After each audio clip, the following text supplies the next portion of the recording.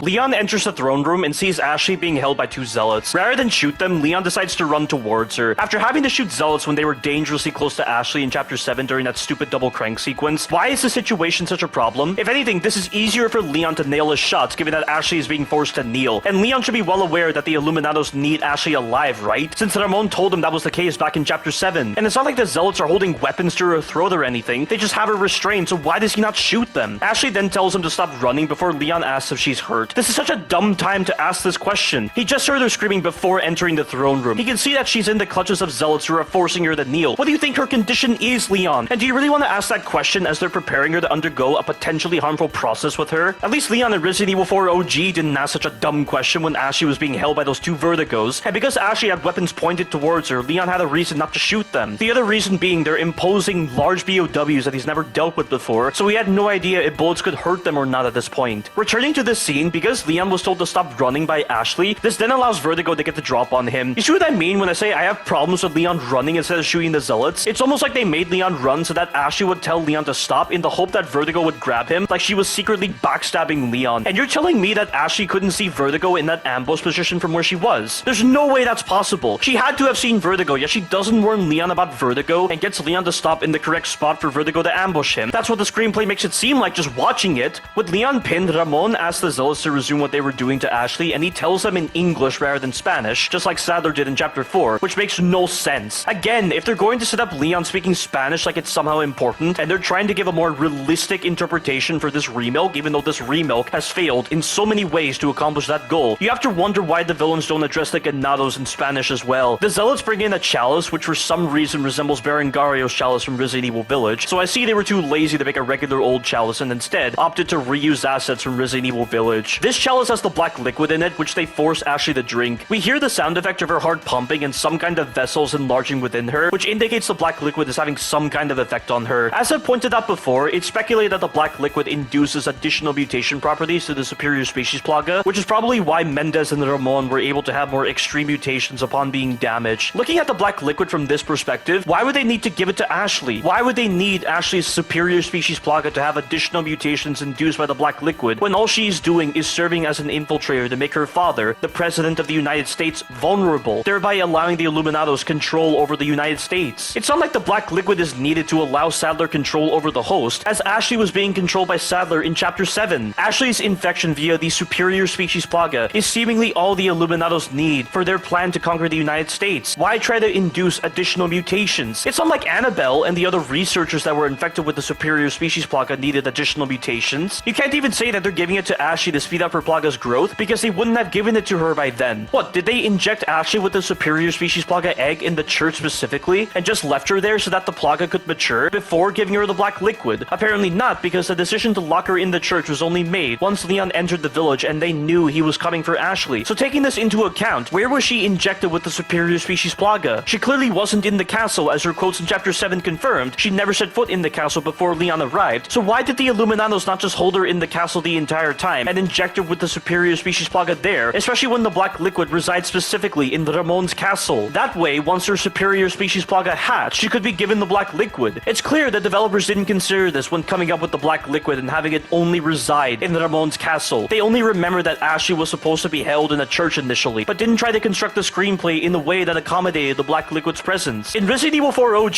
there was no black liquid nonsense, so regardless of where Ashley was held, the only thing that mattered was for her Plaga to hatch and mature. That's why having her being held in the church has more sense than in the remilk. Also, returning to the tangent regarding the black liquid and the Plaga's growth, Leon wasn't forced to drink the black liquid. I would imagine in the Illuminados' mind, they saw the potential for Leon to be an effective bodyguard for them, because why else would they infect Leon? And most likely, Leon would have to be infected with the superior species Plaga for him to retain his complex thoughts and physical abilities, yet they don't indicate what kind of Plaga he was infected with. But you're telling me someone like him isn't being forced to drink the black liquid, yet Ashley is? And if the black liquid was being used to speed up the growth of the Plaga, then wouldn't they give it to Leon to speed up his Plaga's growth? Apparently not, because after Ashley was given the black liquid, Leon is just thrown down the hole. Oh my god, none of this is making any bit of sense. The lore and the screenplay regarding the black liquid are constructed so poorly. Once again, where is the improved storytelling in this remilk? Don't tell me that the story and lore in Resident Evil 4 remilk makes any sense and is better than Resident Evil 4 OG's story and lore. It's really feeling like the story and lore of Resident Evil 4 Remilk was constructed over the span of a few hours. And speaking of lacking thought, as Leon is falling down this hole, he's able to grab onto a chain that appears out of nowhere. He nearly falls off the chain, but luckily, a dead body attached to the chain slows his momentum enough to stop him from falling. What exactly is the chain attached to? Why would they attach a chain to the side of this hole? Why would they hang this body from the chain and not have it impaled on the spikes below? If that chain was there the whole time, were people able to survive the fall by doing that? There's no way that's possible. And wouldn't the friction and tension of having the chain passing along Leon's hands hurt them greatly? This is so stupid. But what's even more stupid is how they portrayed Leon as not planning ahead for situations like this and making him seem incompetent to the point of relying upon lucky passes for him to be saved. In Resident Evil 4 OG,